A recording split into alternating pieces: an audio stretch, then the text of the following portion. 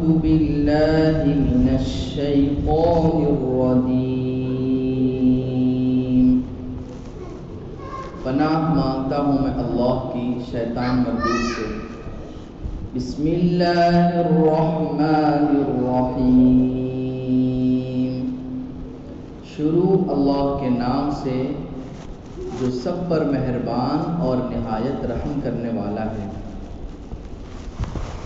الذين يأكلون الربا لا يقومون إلا كما يقوم الذي يتخبطه الشيطان من المس، ذلك بأنهم قالوا إنما البيع مثل الربا وأحل الله البيع وحرم الربا، فمن جاءه موعظة من ربه فانتهى فله ما سلف وأمره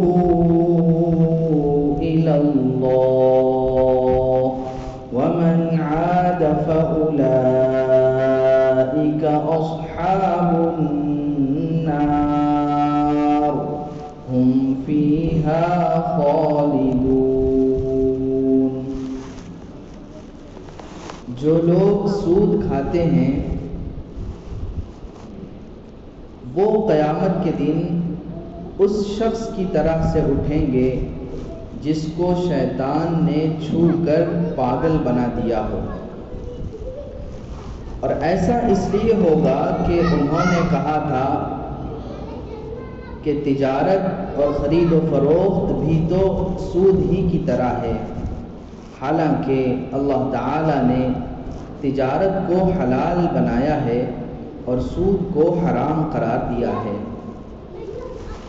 پس جس شخص کے پاس اس کے رب کی طرف سے نصیحت آ جائے اور وہ رک جائے، یعنی سود لینا دینا چھوڑ دے، تو جو کچھ پہلے لے چکا وہ معاف ہے، اور اس کی باطنی حالت اللہ کے حوالے ہے۔ اور جو شخص دوبارہ سود لینے دینے کا کام کرے گا تو ایسے لوگ جہنم میں جائیں گے اور ہمیشہ ہمیشہ جہنم میں رہیں گے۔ یمحق اللہ الربا ویربی الصدقات واللہ لا یحب کل کفار اثیم۔ اللہ تعالی سود کو مٹاتا ہے اور صدقات کو بڑھاتا ہے، اور اللہ ناشکرے اور گنہگاروں کو پسند نہیں فرماتے۔ ان الذين آمنوا وعملوا الصالحات واقاموا الصلاة وآتوا الزكاة لهم اجرهم عند ربهم ولا خوف عليهم ولا هم يحزنون۔ اور ہاں، جو لوگ ایمان لائیں اور نیک عمل کریں اور نماز کو قائم کریں اور زکوٰۃ کو ادا کریں، ایسے لوگوں کے لیے ان کے رب کے پاس ان کا اجر موجود ہے، ان پر نہ تو کوئی خوف ہوگا اور نہ وہ غمگین ہوں گے۔ یا ایھا الذین آمنوا اتقوا اللہ وذروا ما بقی من الربا ان کنتم مؤمنین۔ اے ایمان والو، تم اللہ سے ڈرو اور جو کچھ سود باقی ہے اس کو چھوڑ دو اگر تم حقیقی معنی میں ایمان رکھتے ہو۔ فَإِن لَّمْ تَفْعَلُوا فَأْذَنُوا بِحَرْبٍ مِّنَ اللَّهِ وَرَسُولِهِ وَإِن تُبْتُمْ فَلَكُمْ رُءُوسُ أَمْوَالِكُمْ لَا تَظْلِمُونَ وَلَا تُظْلَمُونَ۔ پھر بھی اگر تم باز نہ آئے تو پھر اللہ اور اس کے رسول کی طرف سے اعلان جنگ سن لو، اور اگر تم توبہ کر لو تو جو کچھ لے چکے ہو اصل سرمایہ تمہارے لیے حلال ہوگا، نہ تو تم پر ظلم کیا جائے گا اور نہ تم ظلم کرو گے۔ وَإِن كَانَ ذُو عُسْرَةٍ فَنَظِرَةٌ إِلَى مَيْسَرَةٍ وَأَن تَصَدَّقُوا خَيْرٌ لَكُمْ إِن كُنتُمْ تَعْلَمُونَ۔ اور اگر تنگ دستی ہو تو خوشحالی آنے تک مہلت دینا ہے، اور اگر تم صدقہ ہی کر دو تو یہ تمہارے لیے بہتر ہے اگر تم علم رکھتے ہو۔ وَاتَّقُوا يَوْمًا تُرْجَعُونَ فِيهِ إِلَى اللَّهِ ثُمَّ تُوَفَّى كُلُّ نَفْسٍ مَا كَسَبَتْ وَهُمْ لَا يُظْلَمُونَ۔ اور تم ڈرو اس دن سے جس دن تم سب اللہ کے سامنے لوٹ کر جاؤ گے، پھر ہر شخص کو جو کچھ اس نے کمایا ہے پورا پورا بدلہ دیا جائے گا اور ان پر ظلم نہیں کیا جائے گا۔ ان آیتوں میں اللہ تبارک و تعالی نے سود کی حرمت کو بیان کیا ہے۔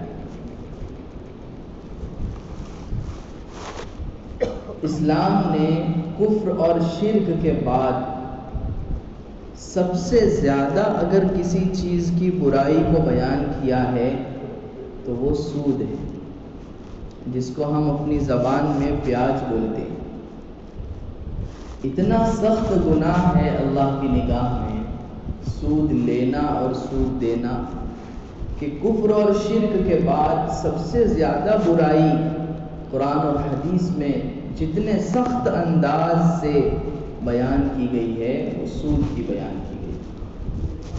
اللہ تعالیٰ فرماتے ہیں کہ سود کھانے والے قیامت کے دن جب اٹھیں گے تو اس حالت میں اٹھیں گے جیسا کہ وہ شخص ہوتا ہے جس کو کسی شیطان نے چھو کر پاگل بنا دیا ہو۔ جیسے ہم بولتے ہیں نا جن لگ گیا، بھوت لگ گیا، شیطان لگ گیا، تو وہ آدمی کیسا ہو جاتا ہے؟ ویسا ہو جائے گا وہ شخص جو سودی کاروبار کرتا ہے، سود لیتا ہے یا سود دیتا ہے۔ کیوں ایسا ہو جائے گا؟ جس طرح سے جس آدمی کو شیطان نے چھو لیا ہو اس کو کچھ خبر نہیں ہوتی کہ وہ کیا کر رہا ہے، وہ اپنے نشے میں اپنے مست ہوتا ہے۔ اسی طرح سے سود خور آدمی جو سود کھاتا ہے، لوگوں سے وصول کرتا ہے، وہ بھی اپنے نشے میں چور ہوتا ہے۔ اس کو غریبوں کی تنگ دستی کا خیال نہیں ہوتا، وہ لوگوں سے سود وصول کرنا جانتا ہے اور غریبوں کے کیا حالات ہیں اور یہ جو قرض لے رہا ہے اس کے پاس سے وہ کتنا مجبور ہے، کتنی پریشانی میں قرضہ لے رہا ہے، اس سے اس کو کوئی سروکار نہیں ہوتا۔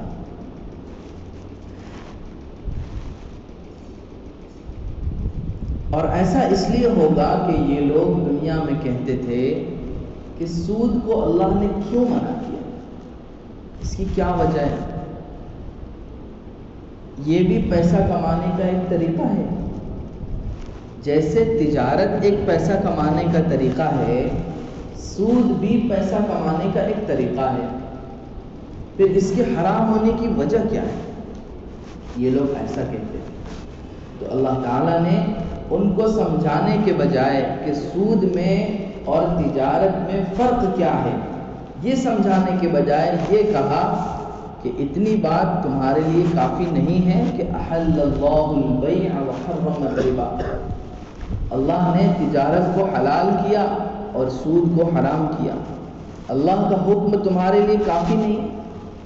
یعنی جب تم کو دونوں میں فرق سمجھ میں آئے گا تب تم سود لینا چھوڑو گے۔ اللہ کے حکم کی، آرڈر کی کوئی ویلیو ہے یا نہیں؟ جیسے کوئی مالک، آقا اپنے کسی نوکر کو کوئی کام دیتا ہے کہ جاؤ اور وہاں سے وہ چیز لو، اس تک پہنچا دو، وہ نوکر یہ پوچھتا ہے کیوں؟ ایسا پوچھتا ہے؟ اگر پوچھ لے تو کیا ہوگا؟ ایک تھپڑ مارے گا اس کو، تجھے جتنا کہا ہے اتنا کر، وہ کیوں، اس سے تجھے کیا مطلب؟ تو اللہ تبارک و تعالی جو ہم سب کے مالک ہیں، خالق ہیں، انہوں نے ہم کو جس کام کا حکم دیا اور جس کام سے روکا، بس ہمارے کرنے کا یہی کام ہے۔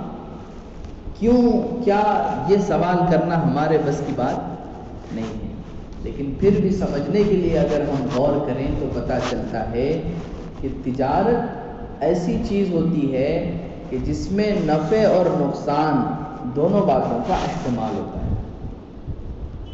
ہو سکتا ہے نفع ہو سکتا ہے نقصان ہو، نفع ہوگا یا نقصان ہوگا یہ تجارت کرنے والے کو معلوم نہیں ہوتا، وہ امید پر کام کرتا ہے اور بھروسہ کس پر رکھتا ہے؟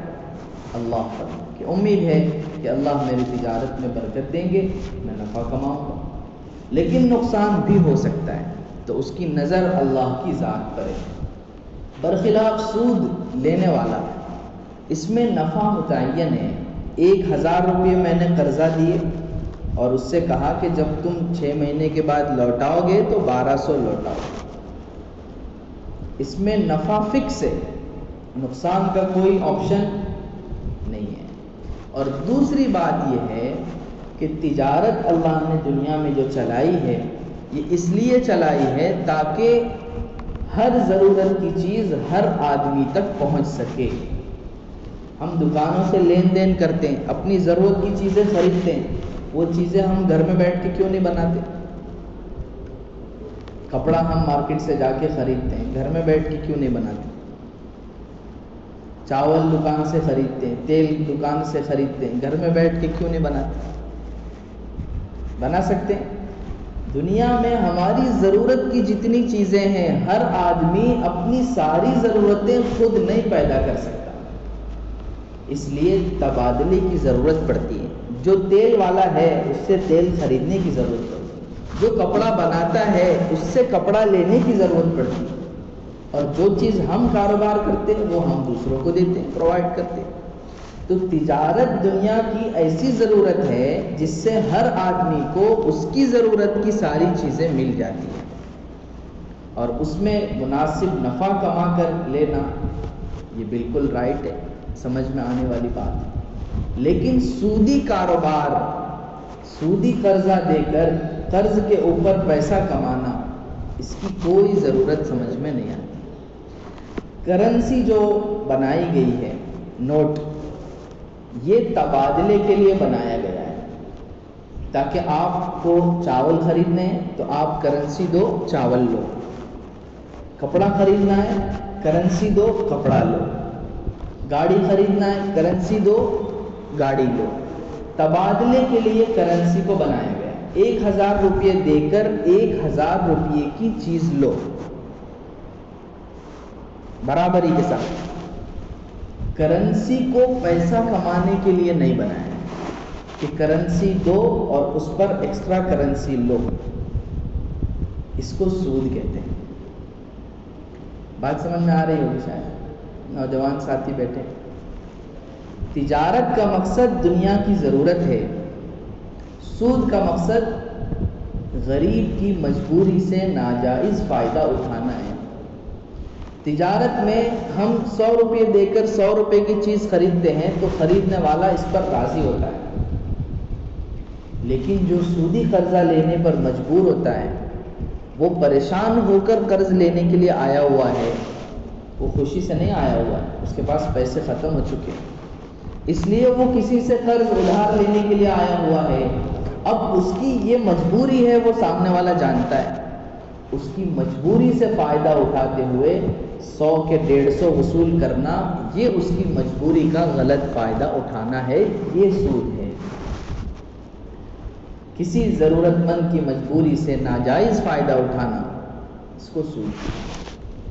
طے کر کے معاملے میں یہ بات طے ہو کہ اتنے پیسے دیے جا رہے ہیں اور وصول اتنے کیے جائیں گے، ایسی زیادتی جو کسی معاوضے میں نہ آتی ہو، کو سود کہا گیا۔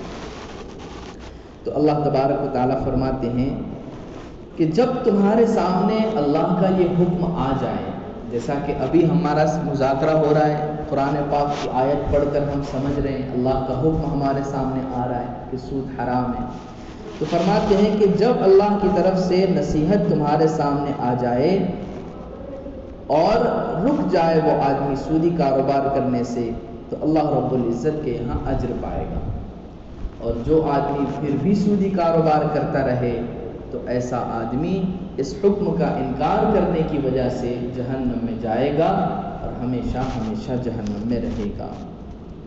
آگے اللہ نے فرمایا سود یا حرام کمائی، اس سے دکھنے میں یہ نظر آتا ہے کہ مال بڑھ رہا ہے، لیکن اللہ فرماتے ہیں یمحق اللہ الربا ویربی الصدقات، اللہ تعالیٰ سود کو مٹاتا ہے اور تجارت کو صدقات کو بڑھاتا ہے۔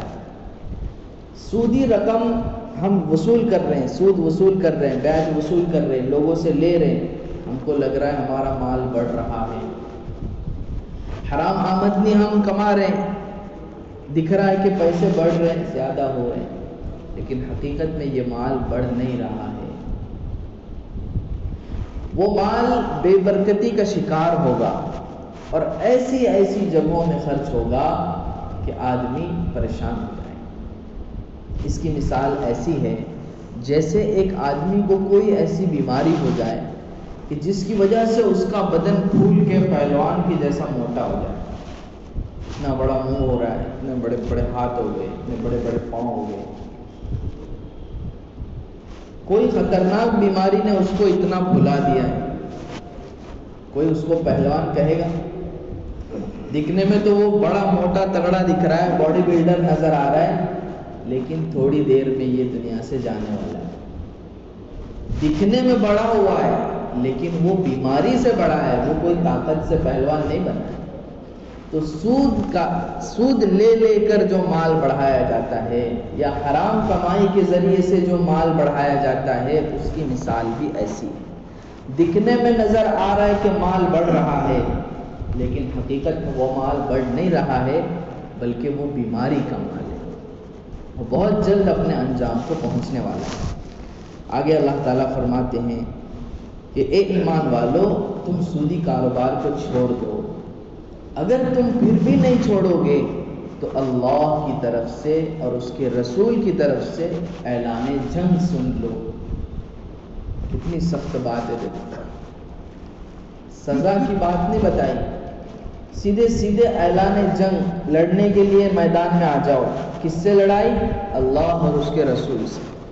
اگر تم سودی کاروبار نہیں چھوڑتے تو اللہ سے لڑنے کے لیے میدان میں آ جاؤ۔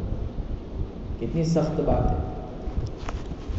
اور حدیث شریف میں سود کی مذمت بہت کثرت سے وارد ہوئی ہے۔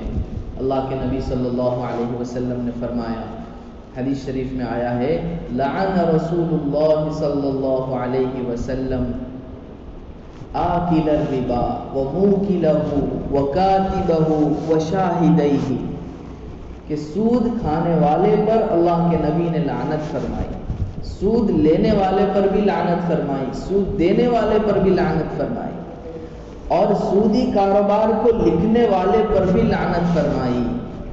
غور کرنے کی بات ہے، سودی کاروبار کو لکھنے والے پر بھی لعنت فرمائی۔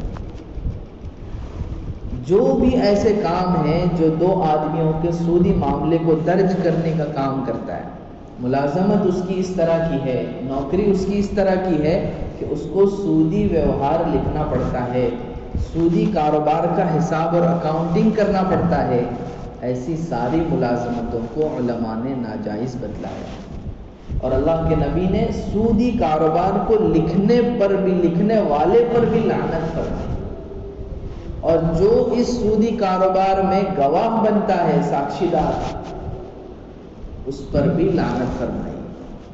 کتنی سخت بات ہے۔ ایک دوسری حدیث میں اللہ کے نبی صلی اللہ علیہ وسلم نے فرمایا، الربا 73 بابا، کہ سود کے 73 باب ہیں، 73 شاخیں ہیں، 70 اور 3، ایسرھا ان ینکح الرجل امہ، ان میں سے سب سے ہلکا یہ ہے کہ آدمی اپنی ماں کے ساتھ بدکاری کرے، اپنی ماں کے ساتھ منہ کالا کرے. اس کا جتنا بڑا گناہ ہے یا وہ جتنا برا ہے، اتنا سود کے 73 باب میں سے سب سے ہلکا درجہ. اتنی سخت بات ہے، اس کا تذکرہ بھی مناسب نہیں لگتا. اللہ کے نبی صلی اللہ علیہ وسلم نے کتنی سخت باتیں ارشاد فرمائی. اس لیے دوستو بزرگوں، ہمارا کام یہ ہے کہ ہم اپنے معاملات میں، اپنے لین دین میں سودی کاروبار سے بچنے کی کوشش کریں. آج کل سود بہت عام ہو چکا ہے، ہر ایک کا بینک کے ساتھ لین دین ہے، ہر ایک کا سودی اداروں سے لین دین ہے، سودی معاملات سے لین دین ہے. یہ ساری چیزیں ناجائز ہیں، ان سے بچنا ہم سب کے لیے بے انتہا ضروری ہے. بینک میں ہم سیونگ اکاؤنٹ میں پیسے رکھتے ہیں، اس پر بینک ہم کو انٹرسٹ دیتی ہے. اس زیادہ پیسے جو ہمارے نہیں ہیں، اس رقم کا استعمال ہمارے لیے حلال نہیں ہے. اس کو نکال کر ہم کسی ضرورت مند فقیر کو بغیر ثواب کی نیت کے صدقہ کریں گے. اس پہ ثواب بھی نہیں ملے گا، کیونکہ وہ کوئی ثواب کے لیے اچھا پیسہ تھوڑی ہے آپ کا کمایا ہوا، سود کا حاصل کیا ہوا ہے، اس لیے اس پر ثواب بھی نہیں ملے گا. بہت سے لوگ LIC پالیسی کرتے ہیں، جیون بیمہ کرتے ہیں. اس میں تو دوہرا گناہ ہے، ایک تو اس میں سود ہے، دوسرا اس میں جوا ہے. آپ اس مدت میں مریں گے نہیں مریں گے کس کو معلوم ہے، نہ آپ کو نہ کمپنی کو. تو جو رقم ایسی ہوتی ہے جو مل بھی سکتی ہے نہیں بھی مل سکتی، اس کو جوا کہتے ہیں. جوئے میں ایسا جو ہوتا ہے نا، جتنا پیسہ آپ نے لگایا ہے، ہو سکتا ہے آپ کو کروڑوں کی لاٹری لگ جائے، اور ہو سکتا ہے کہ پوری زندگی کا سارا پیسہ آپ پر کھا جائے. اور دوسرا جو آپ کی اصل رقم ہے جو آپ نے بھری ہوئی ہے، اس پر جو ایکسٹرا آپ کو ملیں گی وہ سب سود ہے.